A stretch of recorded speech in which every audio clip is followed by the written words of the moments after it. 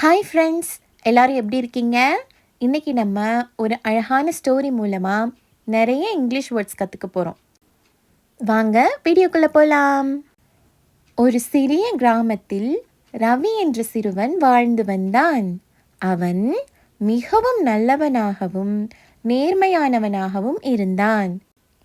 இதை இங்கிலீஷில் எப்படி சொல்லலாம்? ஒரு சிறிய கிராமத்தில், கிராமம்னா என்ன? வில்லேஜ். சிறிய கிராமம்னா ஸ்மால் வில்லேஜ். அப்போ ஒரு சிறிய கிராமத்தில் அப்படின்னா அ ஸ்மால் வில்லேஜ். ரவி என்ற சிறுவன் வாழ்ந்து வந்தான். வாழ்கிறதுக்கு இங்கிலீஷில் என்ன? லிவ். இது வாழ்ந்து வந்தான் நம்மளுக்கு பாஸ்ட் டென்ஸில் இருக்குது. அப்போ வாழ்ந்து வந்தான் அப்படின்றத நம்ம லிவ்டு ஈடி போட்டு லிவ்ட் அப்படின்னு சொல்லணும். ரவி என்ற சிறுவன். ரவி என்ற சிறுவன். சிறுவன்னா என்ன? பாய். ரவி என்ற சிறுவன் அப்படின்றத நம்ம எப்படி எழுதணும்? A boy named Ravi. A boy named Ravi. இப்போ எல்லாத்தையும் சேர்த்து ரீட் பண்ணுங்க. A boy named Ravi lived in a small village. ஒரு சிறிய கிராமத்தில் ரவி அப்படின்ற ஒரு சின்ன பையன் வாழ்ந்து வந்தான்.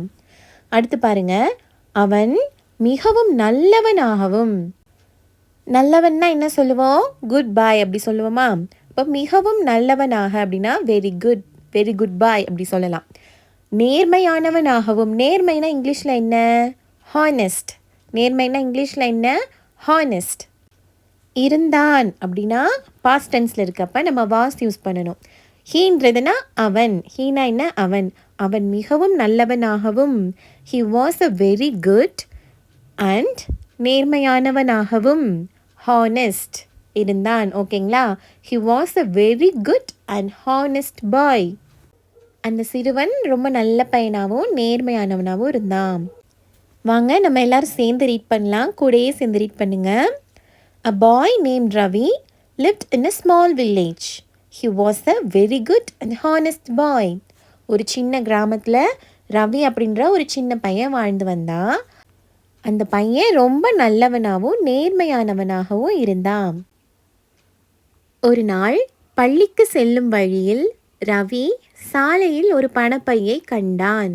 அதற்குள் நிறைய பணம் இருந்தது.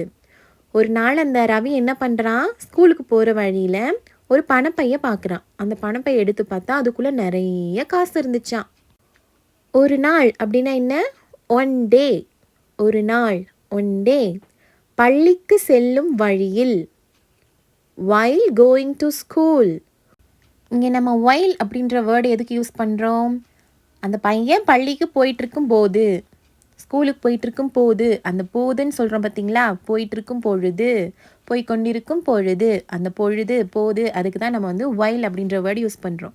while going to school, பள்ளிக்கு செல்லும் வழியில், ஸ்கூலுக்கு போயிட்டுருக்கும் போது ரவி சாலையில் ஒரு பணப்பையை கண்டான். பணப்பைனா என்ன?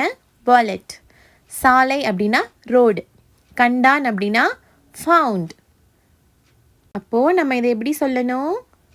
ஒரு நாள் பள்ளிக்கு செல்லும் வழியில் ரவி சாலையில் ஒரு பணப்பையை கண்டான். One day while going to school, Ravi found a wallet on the road.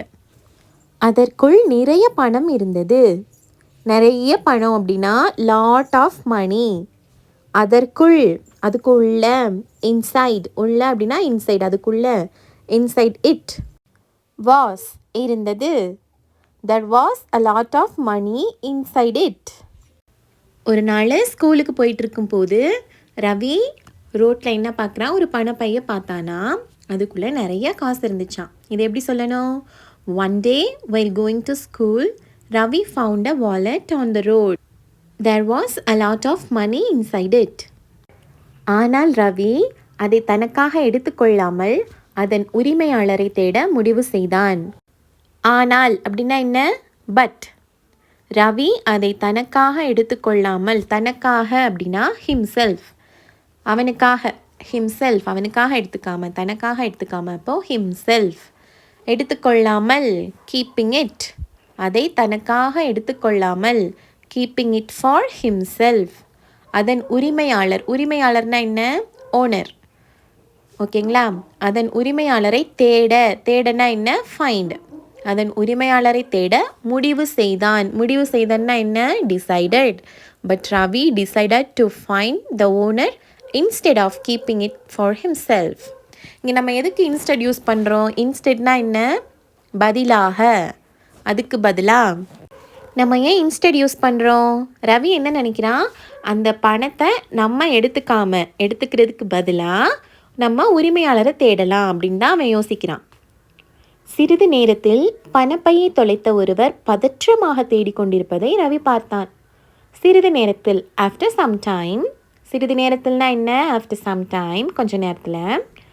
பணப்பையை தொலைத்த ஒருவர் பதற்றமாக தேடிக்கொண்டிருப்பதை ரவி பார்த்தான். பணப்பைனா என்ன சொல்லியிருக்கேன்? வாலெட். தொலைத்த அப்படின்னா லாஸ்ட். ஒருவர் பதற்றமாகனா லுக்கிங் worried. தேடிக்கொண்டிருப்பது, தேடுறதுக்கு இங்கிலீஷில் என்ன? சர்ச். ரவி பார்க்குறான். Ravi saw a man looking worried and searching for his lost wallet. கொஞ்ச நேரத்தில் பணப்பையை தொலைச்ச ஒருவர் ரொம்ப பதற்றமாக தேடிட்டு இருக்கிறத ரவி பார்க்குறான்.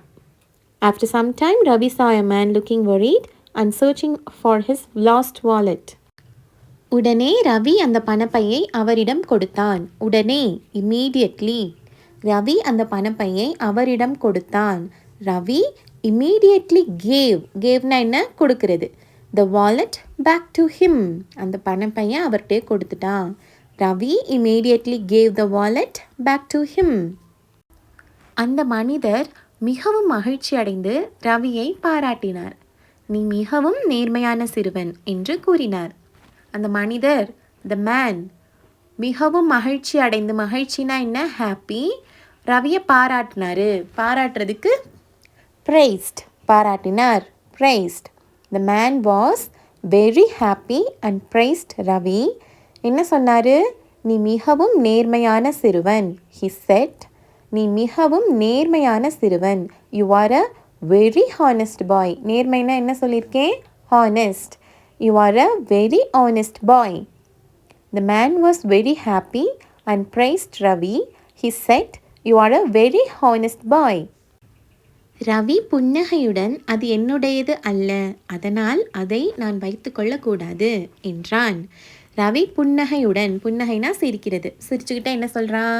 ரவி புன்னகையுடன் அப்படின்னா ரவி ஸ்மைல்ட் அண்ட் ரிப்ளைடு, அது என்னுடையதல்ல. It does not belong to me. It does not belong to me. அதனால் அதை நான் வைத்து கொள்ளக்கூடாது. ஸோ, அதனால் அதை நான் வைத்து கொள்ளக்கூடாது. I should not keep it அப்படின்னு சொல்கிறான். Ravi smiled and replied, it does not belong to me, so I should not keep it. நம்மளுக்கு moral of the story என்ன? நேர்மை எப்போதும் நம்மை மதிப்பிற்குரியவர்களாக மாற்றும். நேர்மைனா honest. Honesty always makes us respected and trustworthy. நம்ம எப்பயுமே நேர்மையாக இருந்தோன்னா நம்ம ஒரு படி உயர்ந்து தான் இருப்போம். அதனால நம்ம கண்டிப்பாக நேர்மையாக தான் இருக்கணும். நம்ம எந்த ஒரு தவறான வழிக்கும் போகக்கூடாது. பெரியவங்கள மதித்து பழகணும். நம்ம எப்பயுமே உண்மையானவங்களாக இருக்கணும். ஓகேவா? இந்த கதை உங்களுக்கு பிடிச்சிருந்துச்சா?